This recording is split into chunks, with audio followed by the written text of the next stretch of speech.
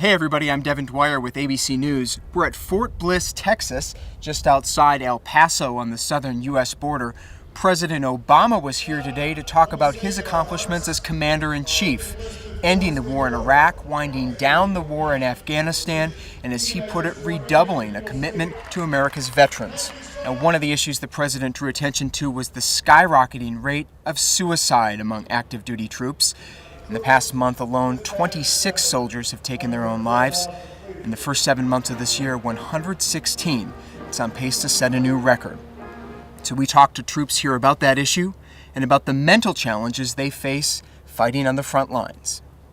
Suicide in the Army is obviously a huge concern. When you're losing as many soldiers to suicide as you might be to the enemy, it's an obvious problem. I mean, we talk about conserving the fighting force. You have to start with your own unit and doing what you can to protect them. The issue needs attention and all the help that we could get from it and stuff like that. Was it hard for you coming back after you spent that time in Kirkuk? For me, not necessarily. I did know some friends that had troubling times, but we did pick up on that. We helped them out. Now our soldiers are coming back, and as commanders, we make them. If we realize, we're trained to realize that there's mental issues, behavior issues, or physical issues, that we send them to the doctor and get that care. We have the old Ironside unit here, and their motto is Iron Soldiers.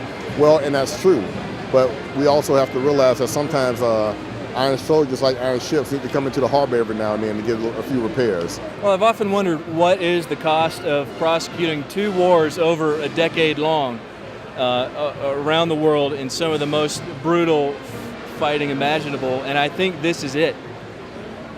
It's heartbreaking, it's confusing, but I think ultimately it has to come down to just the long-term effect of these wars over going into 2 generations now. Thankfully, one of them is over. Yeah, thankfully.